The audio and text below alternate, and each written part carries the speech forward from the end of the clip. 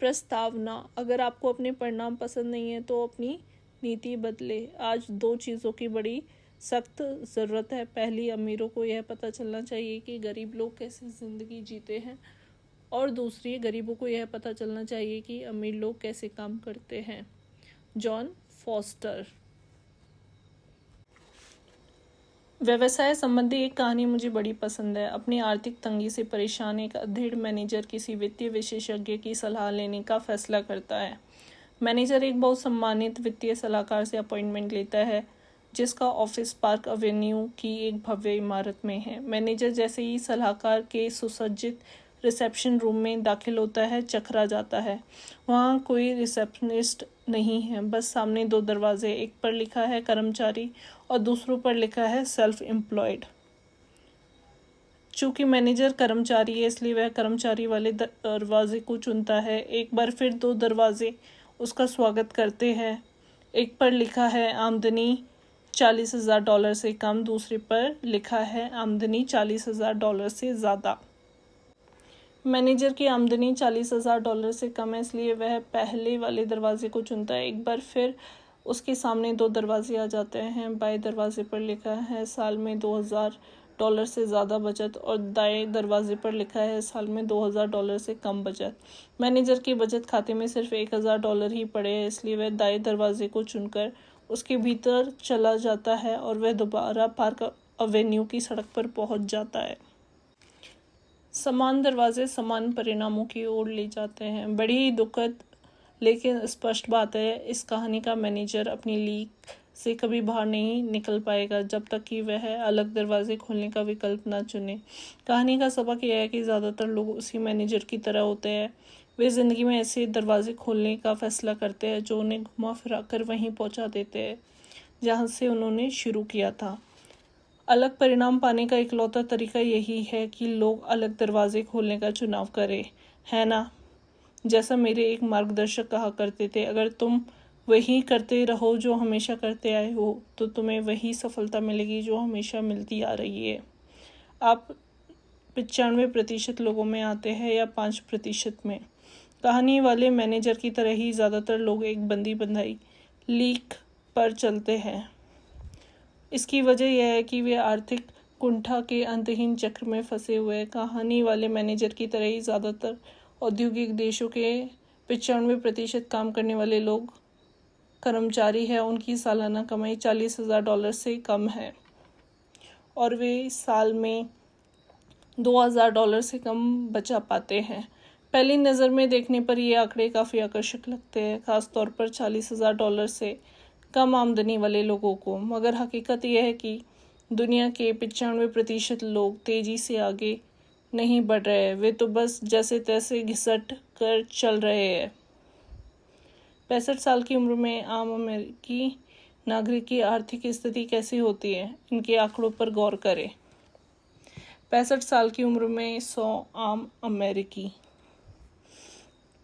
54% करके और दूसरों पर आश्रित है, 5% अभी भी नौकरी कर रहे हैं, 4% आर्थिक दृष्टि से स्वतंत्र है, 1% दौलतमंद है, 36% स्वर्गवासी हो चुके हैं।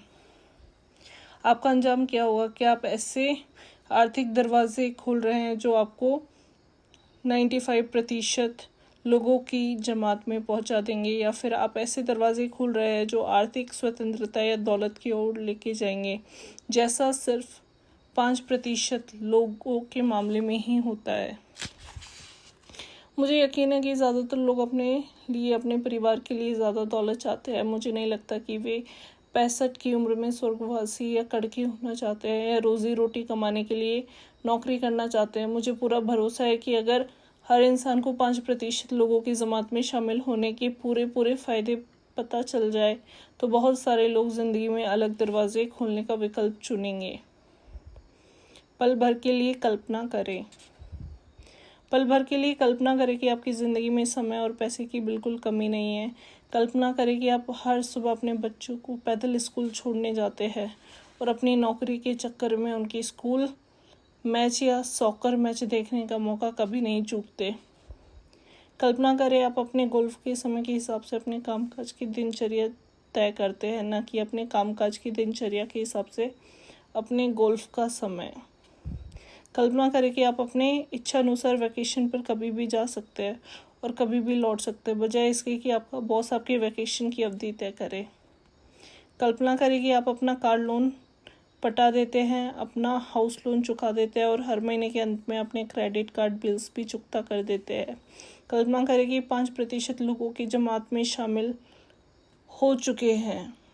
अब आप आर्थिक दृष्टि से स्वतंत्र हैं। अब आप अपनी मर्जी से कहीं भी आ जा सकते हैं और कभी भी जा सकते हैं। अंत में यह है, कल्पना करें कि इस पुस्तक को पढ़ने में 1 घंटे के समय का निवेश करके आप वह चीज़ खोज लेंगे जिसकी आपको हमेशा से तलाश थी। दौलत बनाना, वेल्थ क्रिएशन की कुंजी। इस पुस्तक का मकसद, मान लें कि आपको 5% लोगों की जमात में शामिल होने का सुनहरा मौका मिलता है, कि आप इसका फ़ायदा उठाएंगे। मुझे पूरी उम्मीद है कि आप इस सवाल का जवाब हाँ में ही देंगे, क्योंकि वह पूरी पुस्तक इसी बारे में है।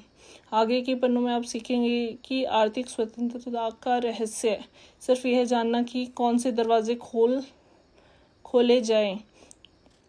कॉपीकैट मार्केटिंग 101 आपको इस बारे में जागरूक बनाएगी। ज़्यादातर लोग 95% की जमात में सिर्फ इसलिए आते हैं क्योंकि वे गलत दरवाजे खोलने वाले लोगों की नकल करते हैं। वे उन दरवाजों को खोलते हैं जो सीमित तनख्वाह और नीरस नौकरियों और आर्थिक पराधीनता की ओर ले जाते हैं। संक्षेप में, ज़्यादातर लोग गलत योजना की नकल कर रहे हैं।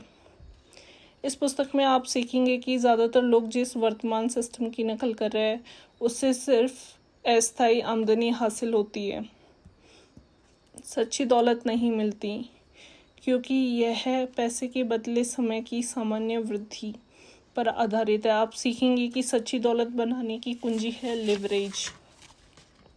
आप लिवरेज का एक बहुत अद्भुत तरीका देखेंगे जिसकी नकल दौलतमंद लोग सदियों से कर रहे हैं। वह तरीका है तीव्र घातांकीय वृद्धि, एक्सपोनेंशियल ग्रोथ। आप सीखेंगे कि दौलत बनाने का रहस्य हर एक के लिए उपलब्ध है, जिसमें आप और मैं शामिल है, क्योंकि इसकी बुनियाद एक ऐसी चीज़ है जिसमें हम सभी बड़े माहिर हैं, नकल करना। सबसे बड़ी बात, इस पुस्तक में आप सीखेंगे कि आम आदमी किस तरह पैसे के बदले समय के जाल को तोड़ सकता है। इसके लिए तो उसे दौलत बनाने के लिए एक आसान सिस्टम की नकल भर करनी है जो आर्थिक स्वतंत्रता के दरवाजे खोल देगा, हमेशा हमेशा के लिए।